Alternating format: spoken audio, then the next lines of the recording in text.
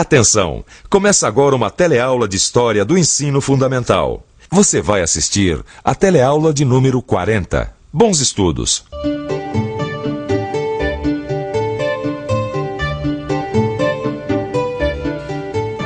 O eixo principal do curso de História do novo telecurso foi a História do Brasil. E como vimos, esse Brasil que conhecemos está e esteve conectado com um mundo que vai além de nossas fronteiras na América e abarca povos indígenas, europeus, asiáticos e africanos. Durante o curso, nosso olhar atravessou os oceanos e as montanhas e florestas da América, conhecendo mais sobre povos aparentemente distantes de nós, no tempo e no espaço. Percebemos que somos parte de um mundo muito grande, que produziu conhecimentos e ideias que chegaram até nós e nos fizeram ser o que somos. Na unidade 1, que se chama O Brasil na Construção de um Novo Mundo, estudamos a história dos povos indígenas da América, do seu encontro com os europeus no século XV e das relações que a partir dali se estabeleceram.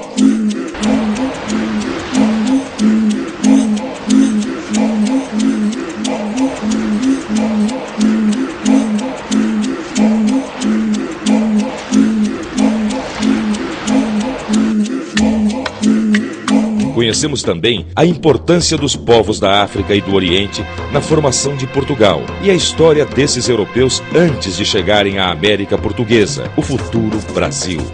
Entendemos também o que trouxe os portugueses aqui e aprendemos sobre a formação do Brasil quando ainda era América Portuguesa. Na unidade 2, chamada O Brasil e o Mundo Atlântico, compreendemos como as navegações transoceânicas e as interações entre a América e outros continentes modificaram amplas áreas do mundo entre os séculos 17 e 18. Para entender como foi a formação do mundo atlântico, vamos fazer uma revisão. Eu me lembro que na aula 4, aprendi que os portugueses e espanhóis chegaram ao continente americano no século XV. E conquistaram terras nesta parte do mundo. Também aprendi que para não criar conflito entre os dois países ibéricos, até o Papa interveio, criando uma bula papal, isto é, um documento oficial que ficou conhecido depois como Tratado das Tordesilhas. Também já sei que os portugueses, ainda no século XV, partiram para a África e para o Oriente, onde existiam produtos muito cobiçados no mercado europeu. Mas não querendo perder a terra que tinham acabado de conquistar, ou seja, o Brasil, resolveram iniciar a colonização deste território. Isso é uma coisa boa da gente pensar, né? Isso do Império Português. A gente fala muito em globalização hoje em dia, mas naquela época o mundo já vivia ligado por rotas comerciais, né? Vimos que no Brasil, as lutas dos escravos e a presença de indígenas, africanos e portugueses deram um formato totalmente original ao que viria a ser o nosso país. O Quilombo de Palmares, na Serra da Barriga, em Alagoas, foi o maior de todos os quilombos. Ele chegou a ter cerca de 20 mil habitantes e durou quase 100 anos, vivendo da agricultura de subsistência e do artesanato. O último líder de Palmares foi Zumbi, que é hoje herói do povo negro. O dia de sua morte, 20 de novembro, é o Dia Nacional da Consciência Negra. Nesta sociedade colonial, negros, homens livres, pobres e indígenas ocupavam uma posição subalterna e eram mantidos distantes do poder. O Brasil, que se tornou independente e imperial, continuou o projeto excludente da sua sociedade colonial, sendo sempre questionado por embates políticos e sociais.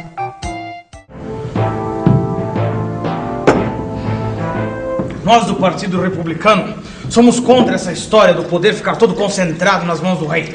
Além do mais, os senadores e conselheiros de Estado só são substituídos com a sua morte. Nós somos contra isso. Precisamos de mais renovação. O Brasil Republicano, Raízes da Modernidade, foi o título da Unidade 3. Nesta unidade, conhecemos como o Brasil viveu a mudança da monarquia para a república, logo depois do fim da escravidão. República Velha. É assim que nós chamamos o período que vai de 15 de novembro de 1889, quando o Marechal Deodoro proclamou a República, até a Revolução de 1930, que modificou o jogo de poder que dominava o Brasil. A República Velha foi de 1889 até 1930. Ela pode ser dividida em duas fases. A militar, que durou de 1889 a 1894, e a oligárquica, que foi de 1894 a 1930. Vimos também que o mundo vivia grandes transformações e os novos interesses europeus sobre a África, a Ásia e a América apareciam sob a forma de investimentos e implantação de relações de domínio. O que os europeus exportavam era um mundo considerado civilizado, moderno e progressista. No entanto, essa modernidade se desenvolvia sob a presença de relações que colocavam as sociedades vistas como atrasadas no lugar de subordinação. Qual foi o lugar do Brasil nessas novas relações e como a modernidade se desenvolveu entre nós são algumas das questões que discutimos nas aulas desta unidade. Pois não? Qual é o problema? Getúlio. Getúlio. O presidente. Ele foi ou não foi um bom presidente? Não foi não, né? Ou o senhor acha que foi? Em 1934, foi escolhido presidente pela Assembleia Constituinte e em 1937 tornou-se ditador através do golpe do Estado Novo. Foi deposto em 1945, mas voltou à presidência em 1950, eleito pelo voto popular. Getúlio Vargas não terminou seu mandato. Ele se suicidou no dia 24 de agosto de 1954. Na unidade 4, com o título O Brasil, entre a democracia e o autoritarismo, vimos que a primeira metade do século XX foi o tempo de guerras no mundo. Guerras que trouxeram sacrifícios de vidas e recursos materiais. Também acabaram por fazer surgir novas tecnologias e uma dependência através das relações econômicas. Ao mesmo tempo, a defesa da democracia ganhou as ruas e trouxe à tona muitas reivindicações.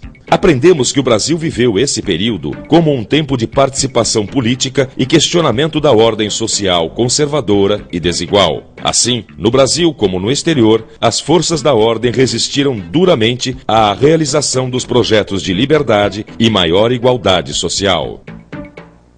O médico mineiro Juscelino Kubitschek elegeu-se deputado e governador de Minas Gerais antes de ser presidente da República. Depois que deixou a presidência da República, JK elegeu-se senador pelo estado de Goiás. Com o golpe militar, em 1964, Juscelino foi cassado.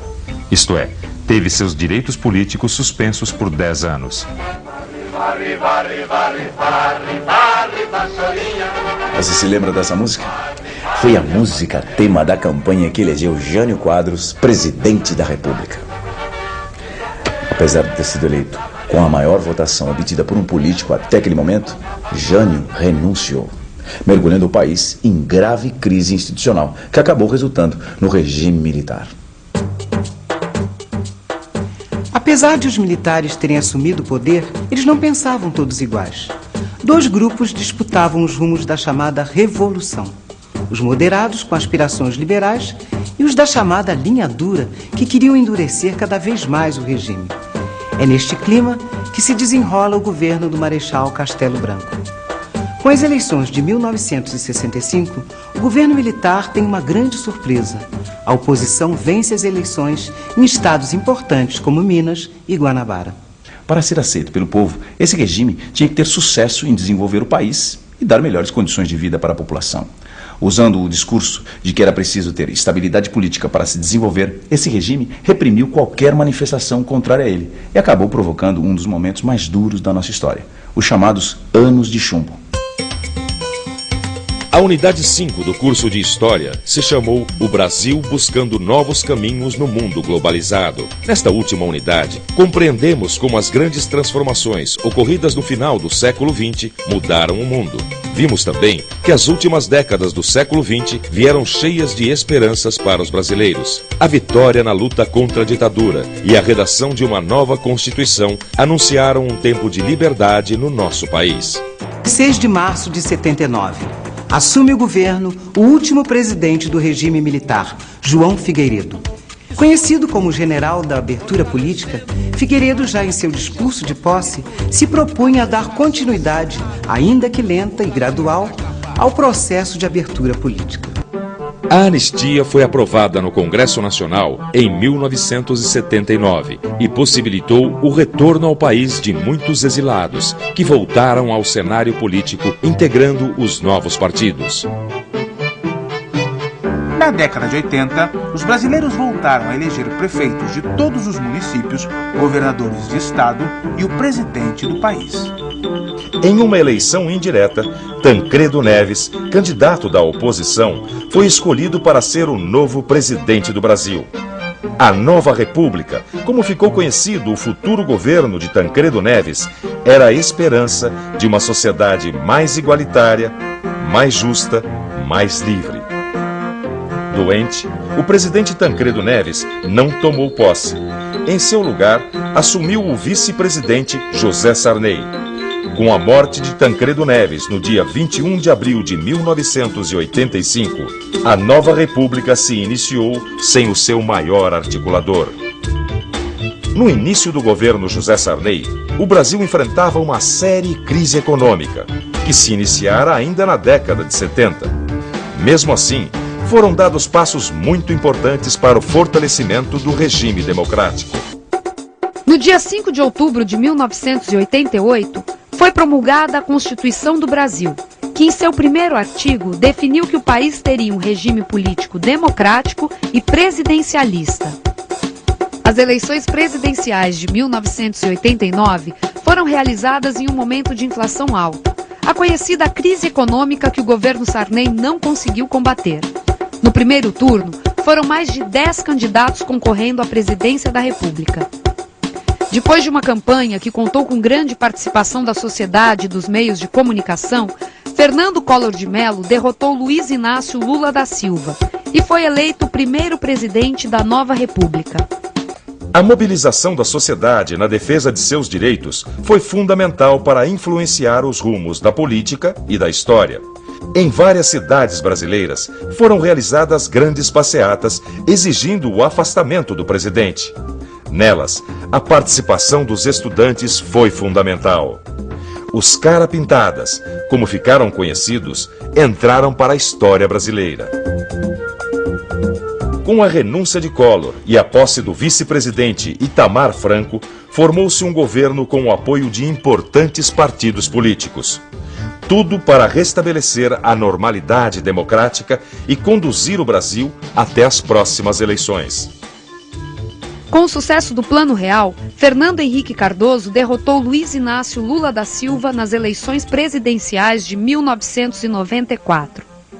As instituições estavam fortalecidas.